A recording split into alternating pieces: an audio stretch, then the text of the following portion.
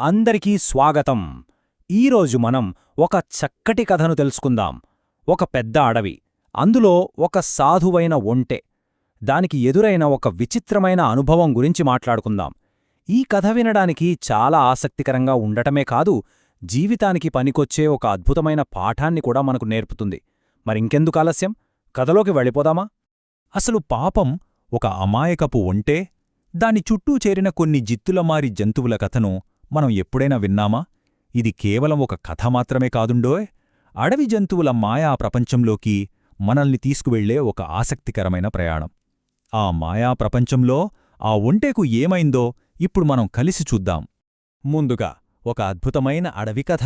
పెద్ద బాలశిక్షలోని ఈ అద్భుతమైన కథ ఎలా మొదలవుతుందో చూద్దాం. కథలోకి వెళ్లే ముందు ఇందులో ఎవరెవరున్నారో తెలుసుకుందాం. ఒక దట్టమైన అడవి. ఆ అడవికి రాజు ఒక బలమైన సింహం. ఆ సింహం చుట్టూ ఎప్పుడూ ఒక 3 జిత్తులమారి మిత్రులు తిరుగుతూ ఉండేవి.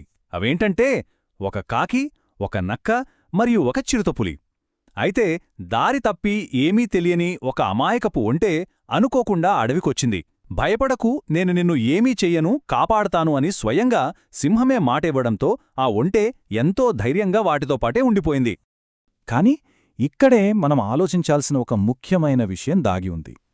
దుష్టుల మాయమాటలకు లొంగిపోతే ప్రాణాలకే ముప్పు అని పెద్దలు చెప్తుంటారు గదా.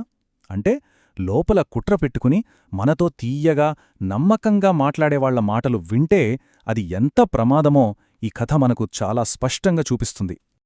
ఇక కథలో అసలు మలుపు క్రూర జంతువుల నాటకం. ఆ చిత్తులమారి జంతువులు కలిసి పన్నిన కుట్ర ఎలా మొదలైందో చూద్దాం.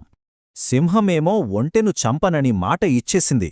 కాని ఆ కాకి, నక్క, చిరుతపులికి మాత్రం ఆ ఒంటెను ఎలాగైనా తినాలని ఎక్కడలేని ఆశ పుట్టింది. దానికోసం అవి ఒక మోసపూరితమైన నాటకానికి తెరతీశాయి. ఒకరోజు సింహం బాగా ఆకలితో ఉన్నప్పుడు ముందుగా కాకి వెళ్ళి, "నన్ను తినండి మహారాజా" అంది. ఆ వెంటనే నక్క, ఆ తరువాత చిరుతపులి కూడా వచ్చి సింహం మీద ఎంతో ప్రేమ ఉన్నట్టు తమ ప్రాణాలు ఇస్తామంటూ అద్భుతంగా నటించడం మొదలుపెట్టాయి. ఆ నక్క ఎంత గొప్పగా నటించిందో తెలుసా? కాకి ముందుకొచ్చినప్పుడు నక్క ఏమందో వింటే మనం ఆశ్చర్యపోతాం. "చీచీ, నువ్వు చాలా చిన్నదానివి, నిన్ను తింటే రాజుగారి ఆకలి ఏమాత్రం తీరదు, నన్ను తినండి మహారాజా" అంటూ ఎంతో భక్తి ఉన్నట్లుగా మాటలు చెప్పింది. ఇదంతా ఎందుకంటే పక్కనే ఉన్న ఆ అమాయకపు ఒంటెను బురిడి కొట్టించడానికే. ఇక్కడే మనం ఒక విషయం గమనించాలి. ఆ చెడ్డ జంతువుల మనసులో ఎంత భయంకరమైన కుట్ర ఉందో కదా. ఎలాగైనా ఒంటెను మోసం చేసి తినేయాలన్నదే వాటి ఆలోచన. కాని పాపం ఆ అమాయకపు ఒంటెకి ఏమీ తెలియదు. ఇంతమంది తమ ప్రాణాలిస్తుంటే తాను కూడా రాజుగారికి కృతజ్ఞతగా ఎలా ఉండాలా, మంచి మిత్రుడుగా ఎలా నిరూపించుకోవాలని ఎంతో స్వచ్ఛంగా, నిజాయితీగా ఆలోచించడం మొదలుపెట్టింది. తరువాత ఏం జరిగింది? అమాయకపు ఒంటె బలిదానం. ఆ మాయలో పడి ఒంటె తీసుకున్న నిర్ణయమేంటో ఇప్పుడు చూద్దాం. పాపం ఆ నక్క, చిరుతపులి ఆడిన కపట నాటకాలను ఆ సాధువైన ఒంటె నిజమనే నమ్మేసింది. ఎవరికీ ఏ ఆపద రానివ్వకూడదని ఎంతో దయతో ముందుకొచ్చి, "మహారాజా, వీరందరికంటే నేనే చాలా పెద్ద జంతువును. నన్ను తినండి, మీ అందరి ఆకలి ఒక్కసారే తీరుతుంది. దయచేసి నన్ను అనుగ్రహించండి" అని ప్రాధేయపడింది.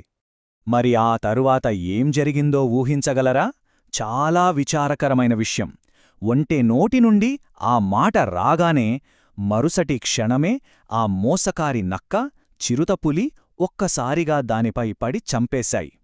ఇంకేముంది, ఆ క్రూర జంతువులన్నీ కలిసి కడుపు నిండా పండుగ చేసుకున్నాయి. ఆ కపట నాటకాన్ని పసిగట్టలేక ఒక మంచి ఒంటె అత్యంత అమాయకంగా తన ప్రాణాలను కోల్పోయింది. మరిచిపోకూడని విషయం ఏమిటంటే, ఈ కథలోని గొప్ప నీతి, మనం నేర్చుకోవాల్సిన పాఠం. మనం ఈ కథ నుండి నేర్చుకోవాల్సిన అతి ముఖ్యమైన పాఠమిదే. ఎప్పుడూ క్రూరమైన ఆలోచనలో ఉన్నవారి మధ్య మనం ఎంత మంచిగా ఉన్నా అది చాలా ప్రమాదకరం. ఎవరైనా సరే హఠాత్తుగా అతిగా పొగుడుతూ ఎంతో నమ్మకంగా నటిస్తున్నారంటే ఆ మాయమాటల వెనుక ఏదో పెద్ద కుట్ర దాగి ఉంది అని మనం ఎప్పుడూ అప్రమత్తంగా ఉండాలి. కథ ముగించే ముందు ఒక్కసారి మనం ఆలోచిద్దాం. నిజమైన మిత్రులను మాత్రమే మనం ఎలా గుర్తించాలి? మన చుట్టూ ఉన్నవారిలో ఎవరు నక్కల్లా నటిస్తున్నారు, ఎవరు నిజంగా మన శ్రేయస్సు కోరుకుంటున్నారు అనేది తెలుసుకోవడం మనందరికీ ఎంతో అవసరం కదా. ఈ చక్కటి కథ అందరికీ బాగా అర్థమైందని అనుకుంటున్నాను. మరి ఆలోచించండి. మళ్ళీ మరొక అద్భుతమైన కథతో కలుద్దాం.